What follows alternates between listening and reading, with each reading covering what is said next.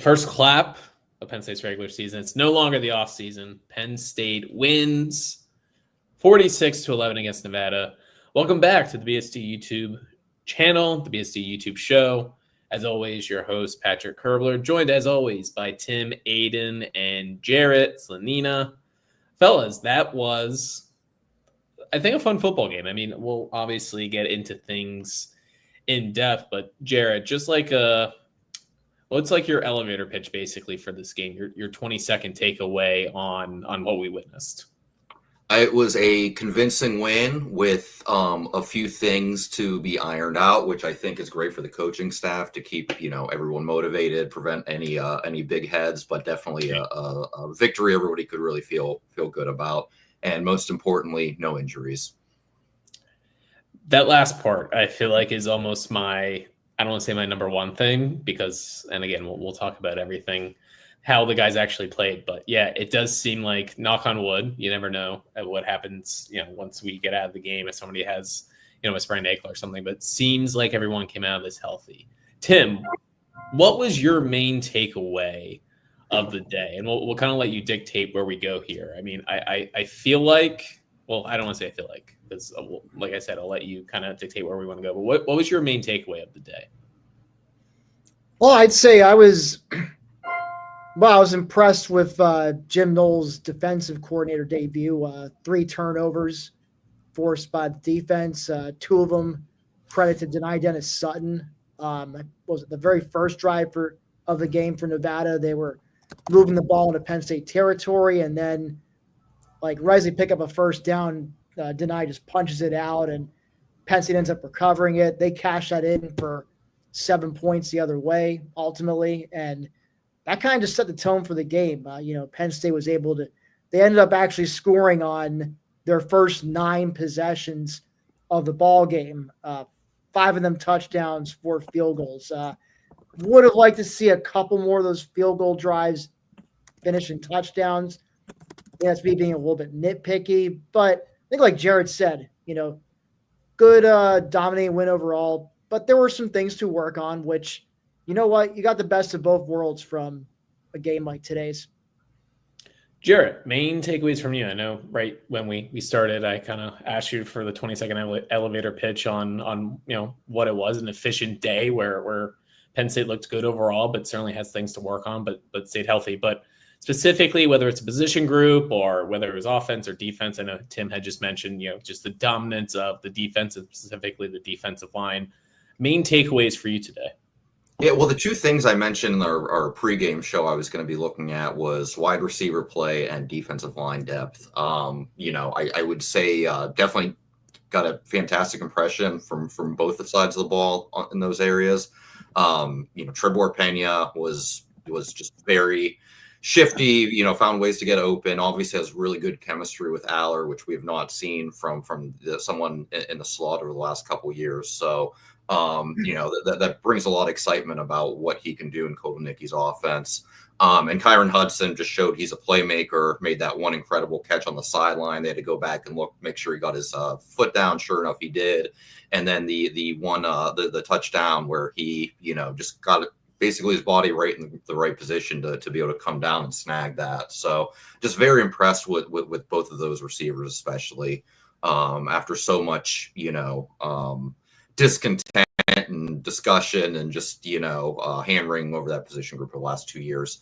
Feels like we're in a lot better shape. And then, we know Devontae Ross has been a little dinged up. They're working him in gradually, but he had, I think he only had 1 catch, but it was on a 4th down. So yes. From the 3 new receivers, can't ask for much more. Defensive line depth, was looking good. I was very impressed with some of the younger guys. Nobody really, I don't know, had a huge statement game, but enough guys were kind of in the action, kind of showed that they can hold their own, should be some dependable options to rotate in. And then what can you say about Denai Dennis Sutton? Someone who would be starting the NFL this year. I think I hate to jump the gun too quickly, but I think we're a few weeks away from talking about DDS better than Chop Robinson and Carter. I think we could be there. I would love to have a discussion like that, Jared. he looks like how you would want him to look today, right? Like even going back to the previous seasons with, out of conference matchups that whoever it is, whether it was Delaware or Villanova, who Penn State has again this year, right? You want to see Penn State dominate, and specifically you want to see those star players really stick out. And yeah, Deny was, kind of weird in a way. Like I feel like Nevada almost like their idea, at least in the beginning, was like, maybe we just don't block him and have him run free and try to run away from him. And they realized pretty quickly, like, oh, that's unfortunately not going to work. Like he's too fast and too big and just able to make plays. But he was on it. I think for me, I just want to take a step back and we'll talk about the defense a little bit. Let's talk about the offense and let's talk about those receivers because, right, all of last season, like that was one of the main talking points was Penn State's receivers or lack thereof. I came on this show last year with Tim after Penn State beat West Virginia over 9 hours because of that stupid thunderstorm, which I feel like people forget about. That was just the longest game ever. But one of my takeaways last year was, hey, maybe Trey Wallace is that guy because he had a really good game against West Virginia. Had the 2 touchdowns. I think he had like 5 receptions, definitely for over 100 yards. And I thought, hey, like, could Trey Wallace be this guy? Turns out he was not that guy. Does Penn State potentially have that guy with Kyron Hudson or Trevor Pena? Just to read off their stats quick. Kyron Hudson with 6 receptions for 89 yards and a touchdown. Trevor Pena with 7 receptions for 74 yards. So both those guys living up to the hype. Tim, just takeaways on those 2 guys. Do we think that this is fool's gold, being that it's against Nevada, or is this something that Penn State can build on? I think it's the latter, Pat. And it's not just from the completions I saw. I mean, even the incompletion. I mean, the way Drew was throwing at them, looking in a direction, like you can tell he's already got confidence in Hudson and Pena as his go-to guys. And I'm thinking one of those incompletions was like, it was like a baseball pitcher throwing like a 95-mile-per-hour fastball, went off of Pena's hands, almost actually ended up being a tip ball interception for Nevada, but thankfully it wasn't because that drive ended up finishing as a touchdown. But it was right on Pena's hands, maybe a little too hot for Pena to catch. You know what I liked about that play, and this is going to sound like a little stupid, but Pena dropped the ball, and what did he do after he dropped the ball? He slammed the ground, and you can tell that he was mad at himself. Do you remember Amari Evans or Trey Wallace, not to throw these guys on the bus, because I actually think Trey Wallace will have a pretty good year. We'll see with Amari Evans at Washington. But do we ever see that from those guys last year, like dropping a ball or what? And then like showing that visible frustration. Like it was just actually nice to see a wide receiver that was like, I should have caught that, instead of being like throwing their hands up and being like, why was that not perfectly placed? Because yeah, Tim, right? That wasn't like directly on the numbers, but it certainly was a catchable ball, and it was a nice change of pace to see a receiver actually get fired up and show some emotion. So yeah, that, and then just I think Jared touched on it, but Hudson made some pretty darn good catches. The one where he's going out of bounds, and then also the nice comeback route he ran in the end zone for a touchdown, which I think was Drew's only passing touchdown of the day, but it was a beauty. And he was Mr. Reliable like that at USC the last couple of years. And now, it's nice to have him playing for our team, even if it's just for 1 year. He's just a professional wide receiver. Like when you come back and look at it, it's like just the consistency that he has. And I think, right, that's like the difference between he and Trey Wallace. Like Trey Wallace has all the upside in the world. Like if you ask me who has the better chance to, be a first team all Big Ten guy or go in the top 3 rounds in the NFL draft, it's probably Trey Wallace. But it just feels like Kyron Hudson is, experienced. He's seasoned.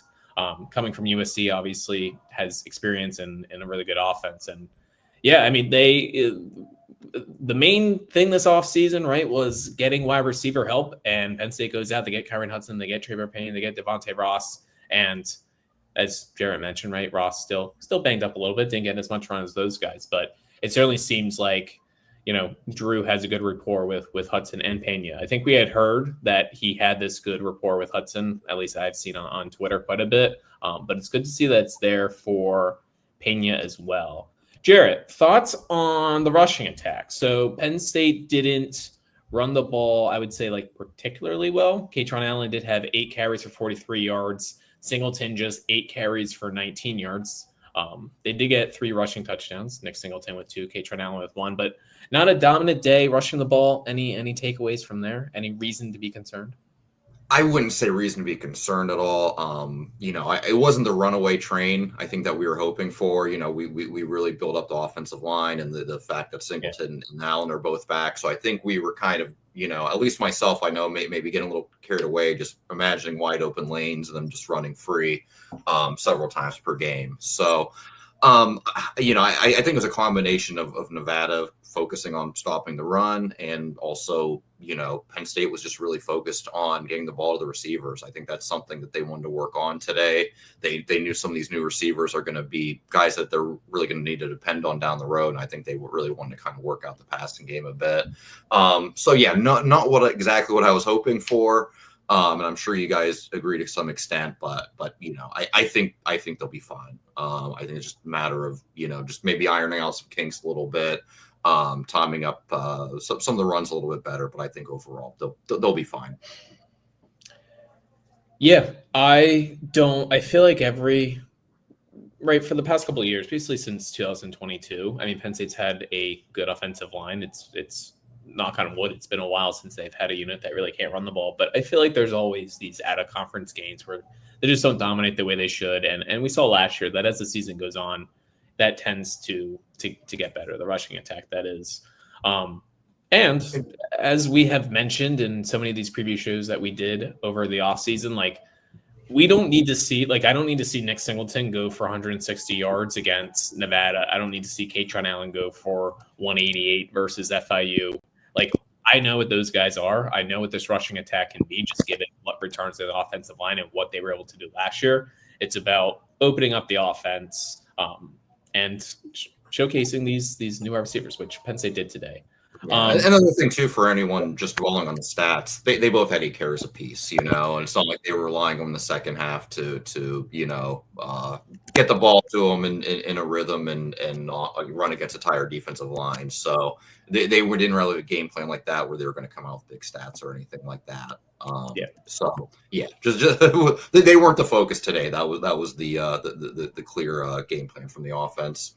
No, certainly not. My only focus on them was honestly just them not getting hurt. There was that one point where I felt like I didn't see Nick Singleton for a while, and then I realized he wasn't on the previous series. I had just forgotten about it. I literally went back and rewind. It was when's the last time we saw him? And I was like, oh, it was literally last series. So that was my focus on Singleton and Katron. How did you guys feel, Andy Kolnicki, as far as the game that he called? I guess the reason I ask is I love Andy. I do. I would, if he could stay and be the offensive coordinator forever, I would love that. I think of him as a potential head coach here whenever that time comes. Hopefully, 5 years from now, whatever it might be, or at least 5 years from now.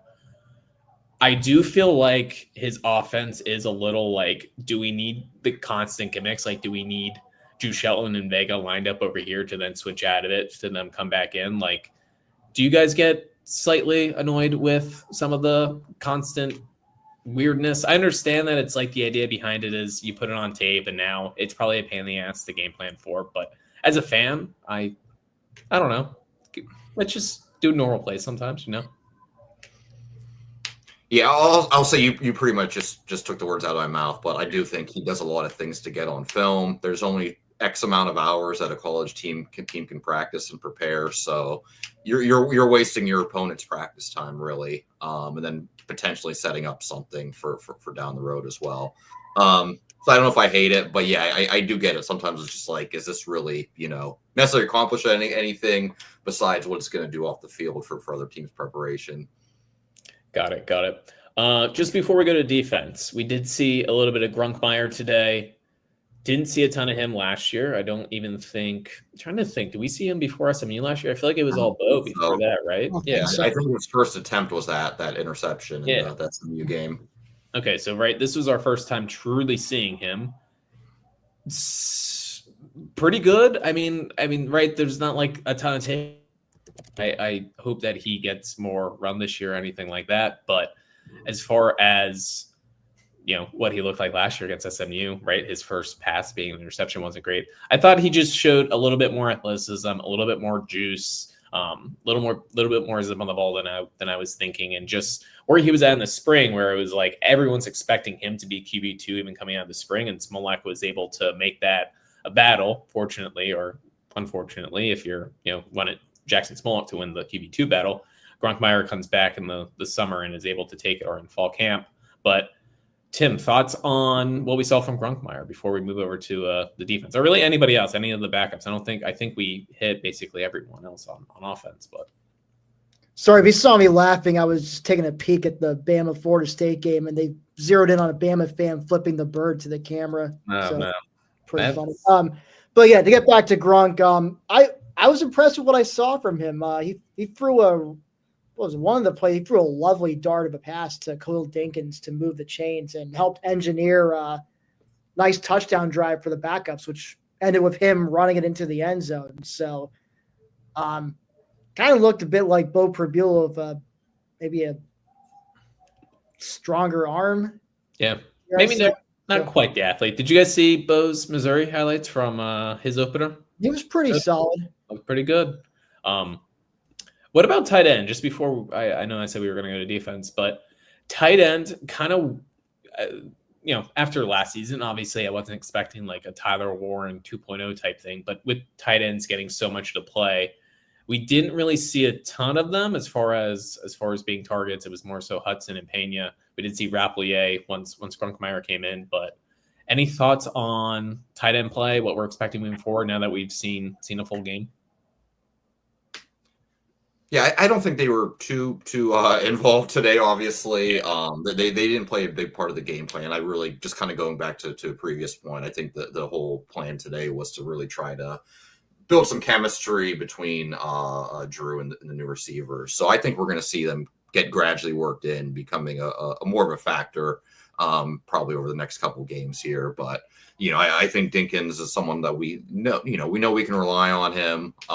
Reynolds has some really exciting playmaking potential. So I'm sure there's plenty of things in Kotelnicki's pocket saved for them that we'll be seeing coming weeks. Today just wasn't going to be the day we saw much out of the tight ends. Tim, does your opinion on the tight ends change? Because I feel like if you would have asked me going into today, I probably would have, I think it was close between Dinkins and Reynolds as far as who would lead them in receptions as far as tight ends go. I think I would have leaned Dinkins. I think I would switch over to Reynolds. Seemed like Reynolds was a little bit more of the, not that they target them a ton, but Reynolds got just a little bit more of the run as far as one tight end from what I can remember. What are your thoughts?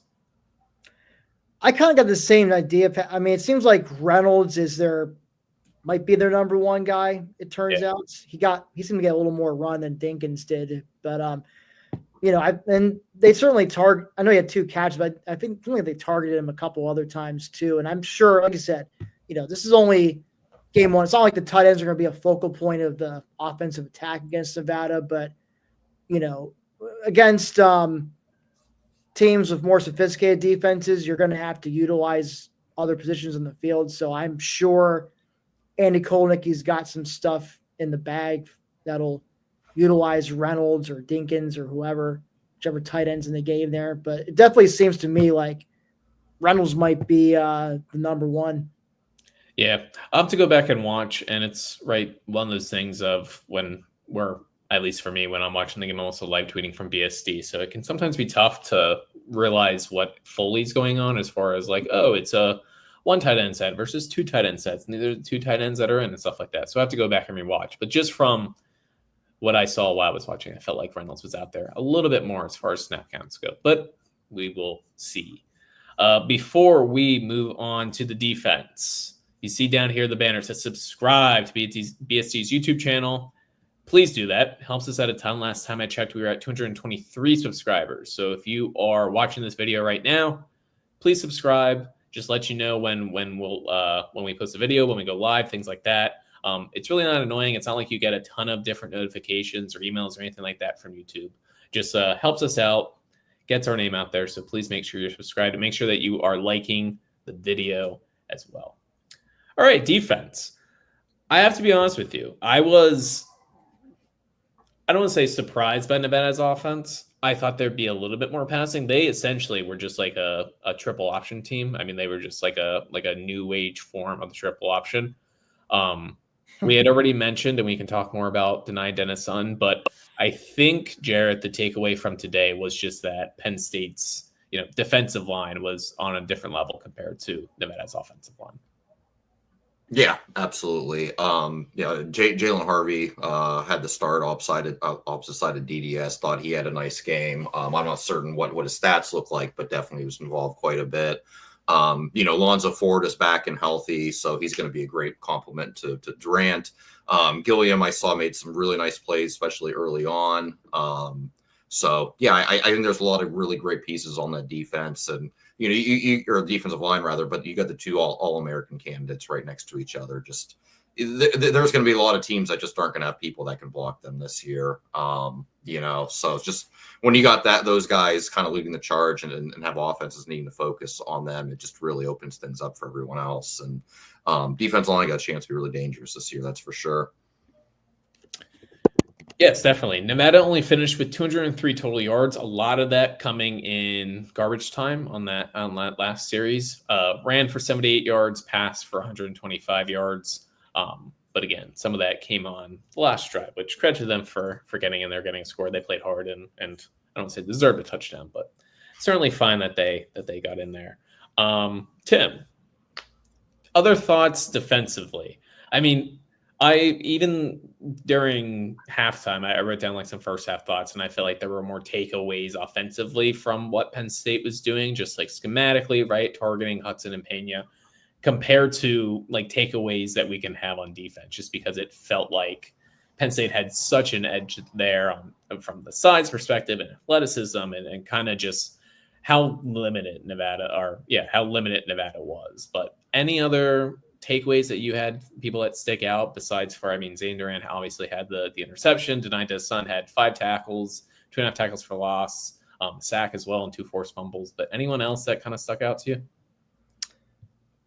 Well, I'd say Zakiya Wheatley, very Johnny on the spot with a fumble recovery there. I thought just in general, I mean, I don't think Nevada tried to attempt a pass of longer than 10 yards until late in the game. And part of that is because, Chubba Purdy had next to no time to stand in the pocket and, look for an open receiver. I mean, they had to basically, there's a reason they were just trying to screen pass Penn State to death. And it worked a couple times in a row on the drive that ended with a field goal.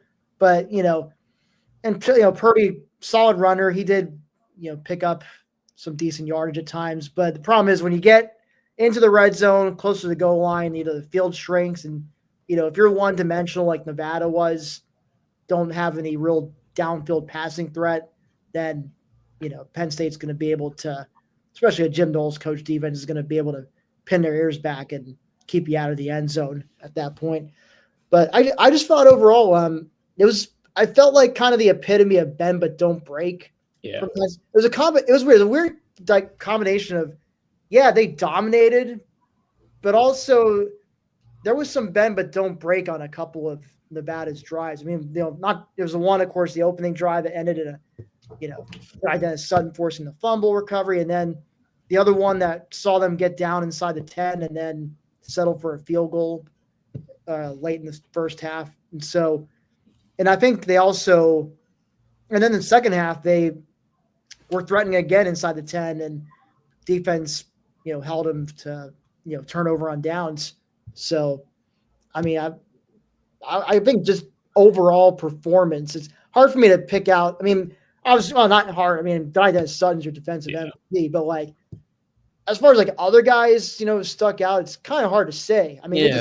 Overall, they were pretty good. They were good as advertised, I guess. I was going to say, just generally speaking, they really weren't challenged. Like when I try to think back to like AJ Harris or Davion Collins or Elliott Washington, right? The corners were like, there really wasn't anything there. And even safety play, it's like, unless they were really coming up in coverage and, defending the run, but there wasn't, right, them attacking the seams or anything like that. Like, how did Belgrave Shorter, who won the safety spot opposite Siki Wheatley. Like, how did he look? I mean, they didn't really take any shots at all. So, yeah, a little bit tough on that front, but I thought Amari Campbell looked pretty solid overall. I mean, once again, I have to go back and really look and just, watch him in particular, but I like what I saw at him. I don't want to say a little surprised, but it seemed like it was him and Rojas as the two main linebackers out there, not DeLuca and Rojas. Not that I was necessarily like once again, if you had asked me prior to today who would be like the two main linebackers, I think I would have said Amari Campbell and Rojas, but good that Campbell's got acclimated to the point where, right, he's the Mike. When DeLuca isn't in, he's the Mike. Or I think it's the other way around. That right, Amari Campbell is the Mike. When Amari Campbell's on, and DeLuca is the Mike. Correct. Either way, main point being that the fact that Amari Campbell wasn't here in the spring, but he's acclimated himself in fall camp to be the Mike, to be the voice for Jim Knowles when he's on the field. So I thought overall he looked pretty good. Like what we saw from some of the young defensive ends. I know Chaz Coleman didn't get a sack, but there was a couple times that he was super close. And yeah, I think Jalen Harvey was involved as well. So disappointed that, Zariah Fisher is once again dealing with an injury. I think defensive end was one of those spots where Penn State maybe should have been a little bit more aggressive in the portal, especially once spring came and it became clear that Anai White was going to be a defensive tackle. Franklin and Penn State obviously weren't going to be able to know, Max Granville is going to hurt his leg or knee or whatever it is. I don't know if it's fully out there. Was going to have a season-ending injury in May, but it does feel like it'd be nice just to have one extra DN. But at least Chaz Coleman and Jalen Harvey are, they're being thrown into the fire and they have to play and they're out there. So we'll certainly get some more of an idea what they are in the coming weeks. Anything else? I mean, again, there's not a ton to take away from Ryan Barker, 4 for 4 on field goals. We're barking for Barker. Riley Thompson, no longer the punter, although I don't think Penn State punted today, if I remember correctly, right? No, I guess it is what Gabe Nwosu is the punter now. He was announced as a starter at least. He must have apparently been outdoing Riley in practices, which a little surprising, I guess. But yeah, Nwosu obviously had such a big leg. It was just consistency, which he. Yeah, I don't really recall Riley struggling too much though. So yeah, not shocked, but a little surprised for sure. Well, regardless, the punter got Nwosu, Thompson. They got to just take the afternoon off. Yeah, no punts anyway. Yeah. I want to mention real quick, I don't know if it's come up too much, but Rojas looked very different today, especially the first half. I just noticed he just seemed so much more aggressive, just quicker to the ball. We talked a lot about him playing with that big shoulder brace last year, and you could tell it wasn't 100%. But I think we have a very different Rojas once he's healthy. He's going to be pretty active and make a lot of plays this year compared to what he looked like last year. No, he'll be a swing guy for sure. Yeah.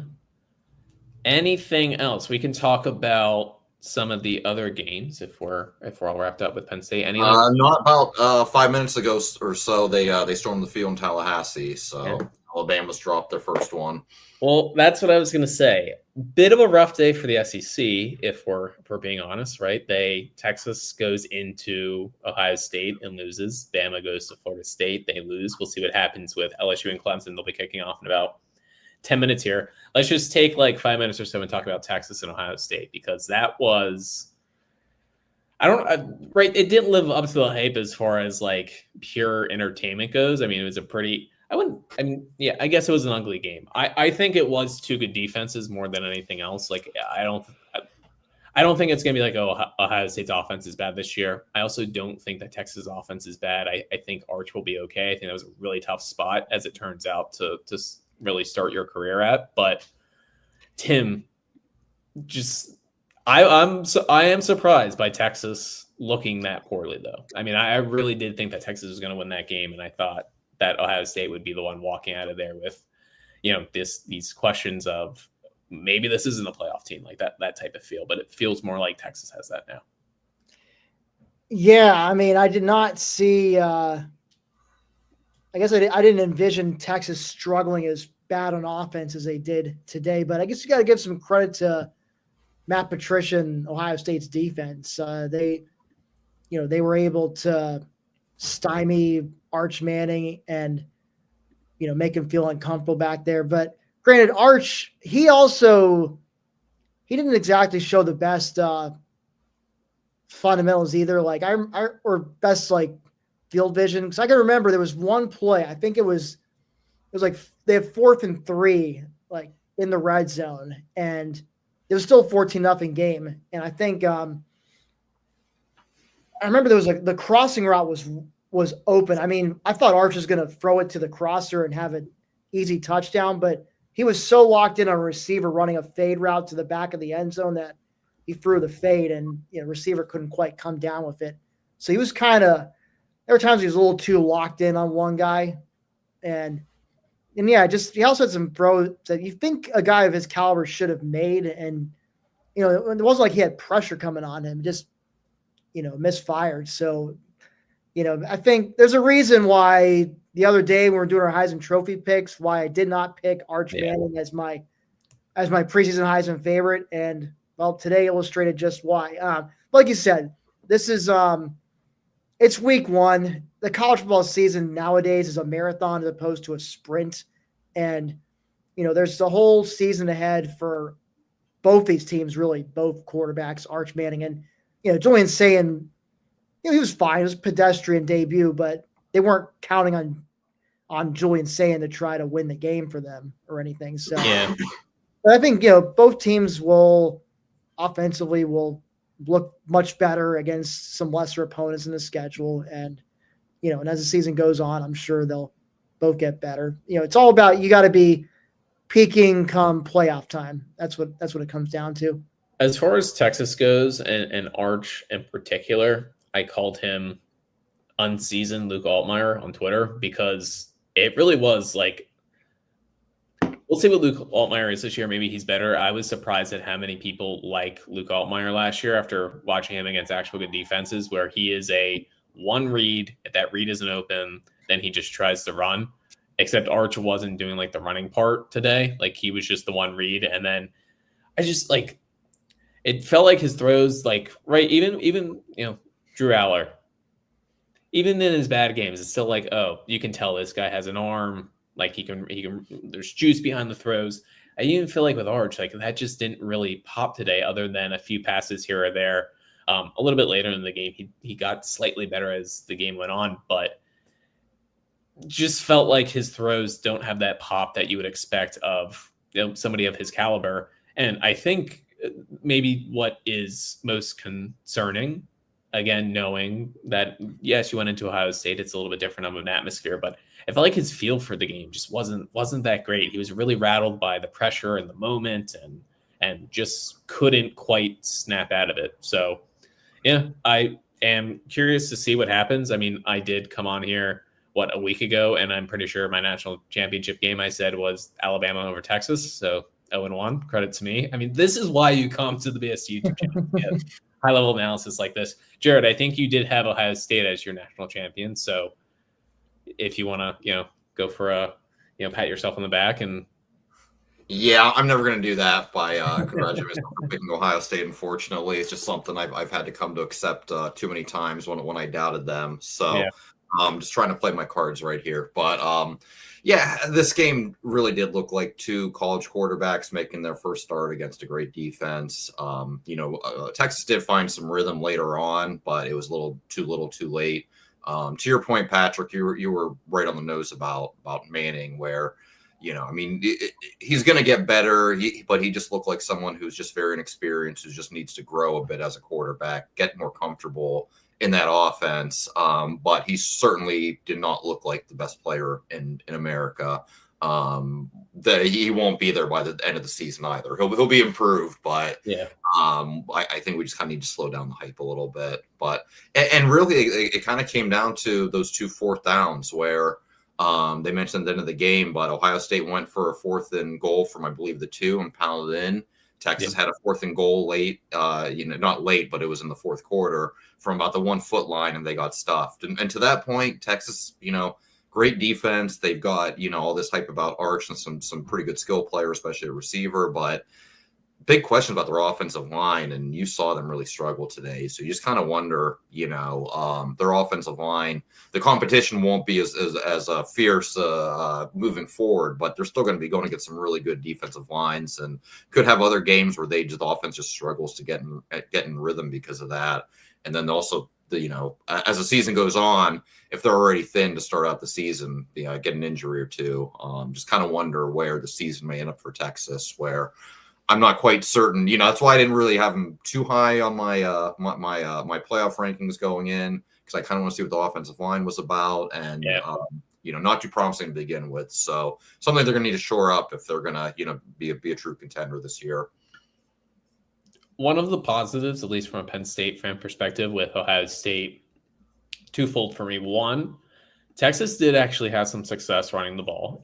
They weren't, their longest run was from a running back was 14 yards. So they weren't, having explosive plays, but Wisner averaged 5 yards a carry, Baxter averaged 4 yards a carry. So able to at least have somewhat of a consistent rushing attack against the Ohio State defensive line. I thought, obviously, Ohio State's back seven is just another story. Like, very much lived up to the hype of what we thought they could be. The other thing from Ohio State was that their offensive line, I mean, they did a decent job protecting Julian Sain, but as far as rushing the ball, TJ Donaldson only averaged 3.5 yards per carry. James People only averaged 2 yards per carry. I do know Texas, they spent a lot of money in the portal on defensive tackles and big defensive ends, and I don't think most teams are going to be able to stymie Ohio State's rushing attack the way that Texas did, but I do think there is going to be a big difference, not just between Ohio State's rushing attack as far as what their offensive line is capable of doing, but what Travion Henderson and Quinshon Judkins were as running backs compared to Peoples and CJ Donaldson. Like, right, Henderson is going to be starting for the Patriots. Quinshon Judkins, I know, has some legal stuff that's still getting sorted out, but a second-round pick by the Browns. Donaldson's a solid college running back. I don't think he's anything special, and Peoples certainly didn't jump out to me either. So just curious on that front. I mean, I thought Texas was going to win, but I think that game did reinforce this idea that, like, there is no elite team. Like, Ohio State will be the number one team when the rankings come out, and they absolutely should be. You have no argument from me, but I don't come out of that game being like, man, Texas has it or Ohio State has it. Those were two flawed teams, but very good teams, but flawed teams. So, yeah. Any other thoughts on college football? Penn State ended the nation's longest losing streak earlier today. So congratulations to the Golden Flashes. Congrats. They barely got by Merrimack, I see. Yes, we're congratulating a team that barely got by Merrimack, who I had to look up earlier. They are one of two independent FCS programs. They're coming off a 5-6 season. So a win is a win, Yeah, exactly. It's gonna. I'm coming off a 21-game losing streak, or whatever it was. Like, yeah, and the losing streak's gonna start from here on out. So enjoy the ones you can get. Can you guys tell me famous actor graduate of Merrimack? Famous actor, yes. Mostly comedy guy. He's current. It's in his 40s. Charlie Day from It's Always Sunny in Philadelphia. He's a Merrimack guy.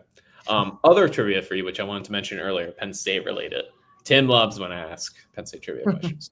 So you have to let Tim get the first answer. If he doesn't know, we'll go to you. Today, Trevor Pena had over 5 receptions, and Kyron Hudson had over 5 receptions. Tim, can you name what Penn State wide receiver had more than 5 receptions in the game last year? Which receiver had more than 5 in a game last year? Had more than 5. So they had at least 6 receptions in a game. Receiver, not tight end. Like Tyler Warren. Yeah, I was going to say, because Tyler Warren definitely had more than 5. He had that in the first quarter against USC.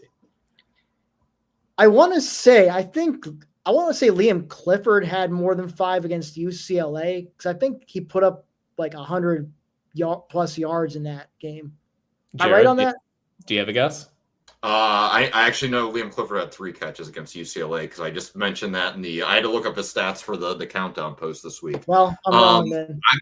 The only one I can think of is Trey Wallace. I feel it's probably wrong, but I feel certain that he had a game or two with like 7 catches for like 70 yards. But so it was a trick question because there were no wide receivers last year that had more than 5 Fair catches. enough. And we had 2 today. Kyron Hudson, Trevor Pena, well worth the NIL. Thank God for the transfer portal. That's a Right? pretty. Everyone plays by the transfer portal. I'd be curious to see like some other offenses and if anybody came close to that last year, because that seems like a pretty.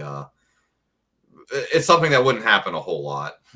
Trey Wallace had 5 against West Virginia. Somebody else, I can't think who. I'm pretty sure somebody else had 5 in a game, but yeah, nobody had more than 5.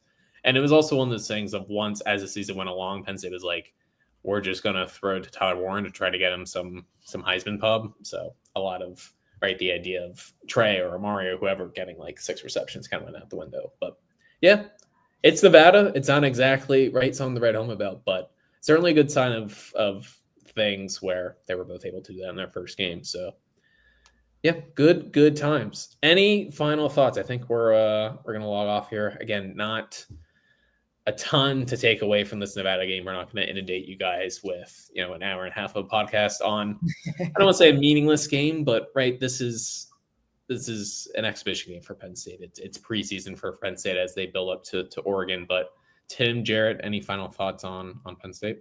I just want to say shout out to Lee Corso, his final ever college game day appearance. Got the Don in a full Lion King circle of life moment, donned the Brutus head like he did 29 years ago. Crazy. Very first time. This time, though, he had, 100,000 screaming Buckeye fans cheering on his pick. So that was a special. And, of course, I think the Ohio State marching band spelled out Corso on the field pregame. So that was really cool. And, of course, you see all the tributes going out to him on social media and on other broadcasts, even on rival networks, ESPN. So it's really just tells you how much he meant to the game in and of itself. So I know someone who grew up, as far back as I can remember from being a kid, like he was always a presence on my TV screen. So it's, end of an era. It is a shame that he had his stroke in 2009, and ever since then, he just has not been the same. And obviously, the last couple of years in particular have been pretty rough at times to watch for him. It's just a shame that kids nowadays, right, like don't remember how entertaining he was. And I don't want to say he was a bit of a troll as well. Like he's certainly got into good graces within like the last 15 years or so, really ever since the stroke. Not that he was ever like a hateable character or anything like that, but he certainly would have like his quibs about cupcakes and stuff like that. But just I was just watching clips, obviously, with everything going on. I'm like, man, I forgot just how entertaining he was. I mean, he really was like the Charles Barkley of college football. So yeah, Jared, I remember in college football and just Lee Corso just played such a big part of that, of getting me interested and excited about college football outside of Penn State and Big Ten country. Just been watching him for 30 years now, just how it's always started the Saturday morning. And to your point, he kind of came from a time too where there really was much personality in sports commentary, which is kind of hard to like wrap your head around now, considering so much of it is just guys with hot takes and just kind of yelling back and forth. And I mean, Dave Portnoy is on Fox now screaming at Ohio State fans, just like at this point.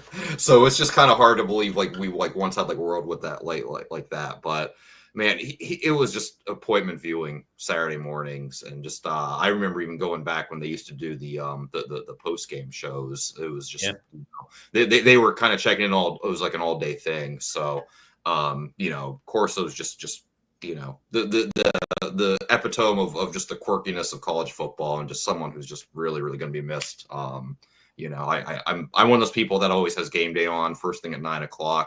A lot of times I'll set my alarm so I can walk my dog and get a couple things out of the way and make sure I'm right in front of the TV at 9 a.m. sharp and kind of have that on. So I get ready for my day. So going to be quite different without Lee around for sure. Yeah, no, I mean, Game Day has right there the ones who have created this. Like, there's no other post game show, right? Inside the NBA is more of a post game show, but there's no pregame show. Rather, sorry, there's no pregame show that's like College Game Day, where when you say when does college football start on Saturday, like people say 9 a.m. or wherever time zone you're in, but right, like you always want to see the beginning of game day, or at least I do. So yeah, it's gonna be weird him not being around, but I do think it's for the best because it's time to go for OD. So, all right, I think that's all we got. We will be back this week on Wednesday to preview Florida International. Just really giving us the heavy hitters this year. Florida International. No, we'll be back on Wednesday. Well, I'm sure we'll talk more about this game as well, as we'll be able to watch some highlights on YouTube and stuff like that, and rewatch the game. So we'll talk more about this game. We'll preview FIU. We'll talk about general college football stuff as well. Please subscribe to the YouTube channel. Make sure you like this video as well. As always, check our stuff on blackshoediaries.com. Tons of content. We have 5, 6, 7, sometimes 8 articles, it feels like, going out every single day. So tons of Penn State constantly. Tim, you'll have position grades, right, coming out? Yes, I'll be working on those tonight as I'm watching LSU, Clemson, and the other nightcap games. So look for those tomorrow. Yeah, so position grades, takeaways, on my random thoughts. Jared is always with his game previews. So tons of different stuff on blackshoediaries.com. So if for whatever reason you found us on YouTube and you don't know that we have a website, go to BST's website, blackshoediaries.com. All right, we will see you back on Wednesday. Everyone else, enjoy the rest of your Saturday night. Clemson LSU, I know, is about to kick off or has kicked off at 7:43, so I think they're about to kick off. So enjoy your Saturday night. Enjoy the rest of your college football evening, and we will see you on Wednesday.